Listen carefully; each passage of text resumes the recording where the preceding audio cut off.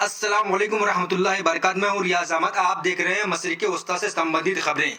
जैसा कि आप सभी को मालूम कि आज सुबह तकरीबन 9:27 पर इसराइल और अमेरिका ने ईरान पर ताबड़तोड़ हमले किए, जिसके जवाब में ईरान ने अमेरिका और इसराइल हमले के जवाब में पूरे एशिया में कोहराम मचा दिया है। ईरान ने इसराइल समेत पश्चिमी एशिया के 8 शहरों में हमला किया। ईरान ने बैलिस्टिक, सुपरसोनिक और क्रूज मिसाइल से Israel, Bahrain, Qatar, Kuwait, Saudi Arab, संयुक्त अरब अमीरात, जॉर्डन और इराक के दर्जनों शहरों पर हमला किया। ईरान ने कहा कि दुश्मन की हार तक हमारा हमला जारी रहेगा। ईरान ने कहा कि हमला जरूर इजराइल ने शुरू किया, लेकिन खात्मा ईरान करेगा। ईरान ने हमलों का जवाब ठीक उसी तरीके से दिया जिस तरीके से वो पहले भी धमकी देता रहा। ईरान ने इसराइल को निशाना बनाकर बैलिस्टिक मिसाइल और ड्रोन से बौछार कर दी। ताज़ा खबरों के मुताबिक इस हमले में ईरान के रक्षा मंत्री की मौत हो गई है। इसके बाद ईरान ने अप्रत्याशित ताकत का प्रदर्शन करते हुए पश्चिमी एशिया के 7 देशों पर हमले किए। इन देशों में ईरान का जो मुख्य टारगेट था वो अमेरिका के सैनिक अड्डे थे। ईरान ने बहरीन, कतर, कुवैत, जॉर्डन, संयुक्त अरब अमीरात और सऊदी अरब में ताबड़तोड़ बैलिस्टिक मिसाइल हमले किए।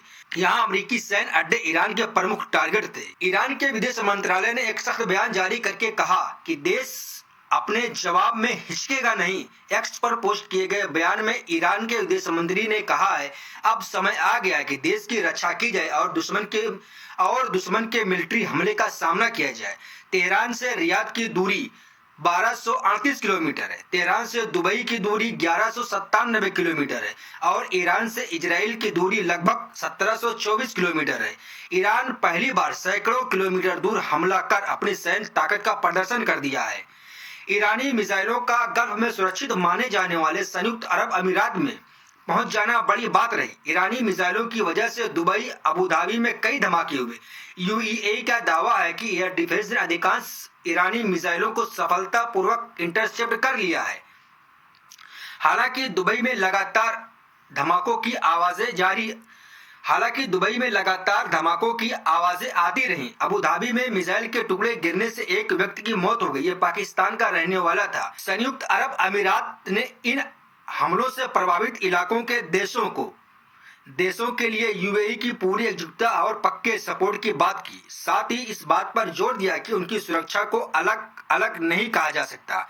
किसी भी देश की सॉवरेनिटी पर कोई भी उल्लंघन पूरे इलाके की सुरक्षा और स्थिरता के लिए सीधा खतरा है।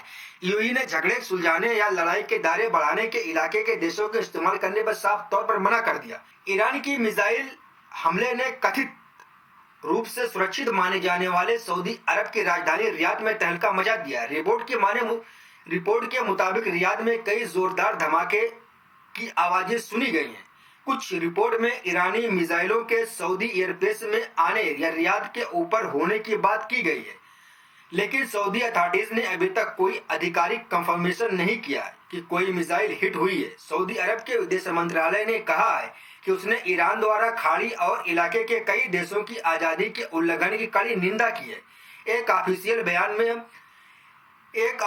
बयान में मंत्रालय ने UAE, Bahrain, Qatar, Kuwait, Jordan की आज़ादी के खुलेआम उल्लंघन की निंदा की है और इन देशों के साथ पूरी एकजुटता दिखाई है और उनके उठाए जाने वाले किसी भी कदम का समर्थन किया है। सऊदी अरब ने देश की आज़ादी के लगातार उल्लंघन और इंटरनेशनल कानून के उल्लंघन के गंभीर नतीजों की चेतावनी दी है और इस बात पर जोर दिया कि ऐसे काम इलाके की सुरक्षा और स्थिरता के लिए खतरा है। ईरान ने कतर की राजधानी दोहा में अमेरिकी एयरबेस अल उदैद एयरबेस को टारगेट किया। ये इस इलाके में अमेरिका का सबसे बड़ा क्षेत्रीय बेस है। कतर के रक्षा मंत्रालय का कहना है कि उसकी सेना ने कई मिसाइलों को उसके स्पेस में पहुंचने से पहले मार गिराया। मंत्रालय ने कहा कि मिसाइल का पता चलते ही उनसे पहले से तय सुरक्षा योजना के अनुसार निपटा गया। रक्षा मंत्रालय इस बात पर जोर देता है कि कतर की सेना के पास देश की रक्षा करने की पूरी क्षमता और संसाधन है। हालांकि गल्फ के जो देश कभी सुरक्षित समझे जाते थे, वहां ईरानी मिसाइलों को पहुंचने से हड़कंप मचा हुआ है। कतर की राजधानी दोहा में कई धमाकों की खबर है। कतर के फॉरेन मिनिस्ट्री ने हमलों की निंदा करते हुए इसे अपनी इसे अपनी सॉवरेनिटी का उल्लंघन बताया। उसने कहा कि कतर हमेशा उन पक्षों में से रहा है जो ईरान के साथ बातचीत की मांग करते रहे हैं। फॉरेन मिनिस्ट्री ने कहा कि पड़ोसी द्वारा कतर को टारगेट करना किसी भी वजह या बहाने से स्वीकार नहीं किया जा सकता, क्योंकि गैस से भरपूर खाड़ी देश ने हमेशा खुद को क्षेत्रीय झगड़ों से दूर रखा है। इस हमले के बाद कतर, कुवैत और यूएई ने अपना एयर स्पेस बंद कर दिया है। इस बीच ईरान ने कहा है कि ईरानी हमले से कतर में तैनात और बैलिस्टिक मिसाइलों को ट्रैक करने के इस्तेमाल होने वाले खास इक्विपमेंट से लैस American FP-132 long range radar पूरी तरह नष्ट हो गया।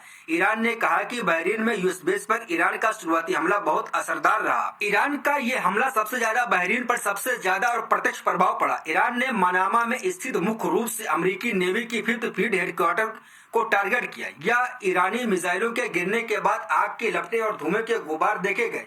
बहरीन की स्टेट न्यूज एजेंसी और इंटीरियर मिनिस्ट्री ने कन्फर्म किया कि यूएस नेवी के 5th फ्लीट सर्विस हेडक्वार्टर को मिसाइल अटैक का सामना करना पड़ा। कुछ रिपोर्ट में कम से कम 3 मिसाइलों के हिट होने की बात सामने आई है। ईरानी अटैक की वजह से राजधानी मनामा में जोरदार विस्फोट हुए और यूएस बेस के ऊपर काला धुआं उठता देखा गया। वीडियो और फोटोज में साफ दिख रहा है ईरानी हमले से बेस पर इंफ्रास्ट्रक्चर को नुकसान पहुंचा, लेकिन डिटेल अभी स्पष्ट नहीं है। कुछ रिपोर्ट में बेस के आसपास के इलाके में डैमेज की बात है, हालांकि अभी मृतकों या घायलों की जानकारी सामने नहीं आई है।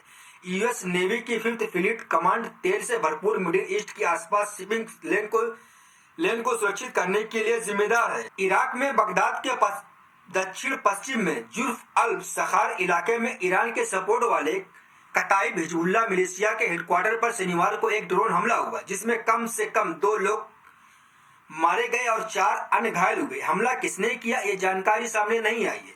यूएस इसराइल की तरफ से तुरंत कोई कमेंट नहीं आया। शनिवार को ईरान पर हुए हमले से पहले ग्रुप ने धमकी दी थी कि अगर ईरान पर हमला हुआ तो भी लड़ाई में शामिल हो जाएंगे। इस बीच इराकी विदेश मंत्री फवाद हसन ने एक बयान में कहा है कि उन्हें उनके ईरानी काउंटर पार्ट अब्बास अराक्ची का फोन आया, जबकि अराक्ची ने कहा कि ईरान सिर्फ डिफेंस के लिए इलाके में यूएस बेस को टारगेट करेगा। इसके अलावा दोस्तों, ईरान ने 2 बैलिस्टिक मिसाइलें जॉर्डन की तरफ लॉन्च की, जो मुख्य रूप से अमेरिकी मिलिट्री प्रेजेंस मुआफ़ा साल्टी एयरबेस को टारगेट करने के लिए थी। रिपोर्ट में जॉर्डन आर्म फोर्सेस ने दोनों मिसाइलों को सफलतापूर्वक इंटरसेप्ट करने का दावा किया है। जॉर्डियन मिलिट्री सोर्स ने इसकी आधिकारिक पुष्टि की। अम्मान और अन्य इलाकों में जोरदार धमाकों की आवाजें सुनी गई। कुछ जगहों पर फाइटर जेट की आवाजें आई और एयर रेड सायरन भी बजे। इस वक्त जॉर्डन एयरफोर्स एरिया रेकी कर रही है और इंस्पेक्शन ऑपरेशन का हिस्सा है। इसका मकसद जॉर्डन के स्पेस की सेफ्टी बनाए रखना और यह पक्का करना है कि किसी भी तरह की घुसपैठ या गैर कानूनी एक्टिविटी से फ्री रहे।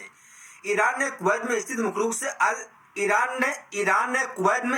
रूप से अली अल सलेम एयरबेस को टारगेट किया। अल सलेम एयरबेस अमेरिकी सेना का महत्वपूर्ण बेस है। इस क्षेत्र में एयरलिफ्ट हब है। कुवैत का दावा है कि ईरान मिसाइलों को कुवैत की एयर डिफेंस ने सफलतापूर्वक इंटरसेप्ट कर लिया। कुवैत आर्म फोर्सेस और स्टेट न्यूज एजेंसी ने कंफर्म किया कि कुवैत ने इसे सफलतापूर्वक डील किया। इसके अलावा दोस्तों बता दूं कि बहुत ही दर्दनाक वाकया पेश आया ईरान में, जहां पर ईरान पर इजरायली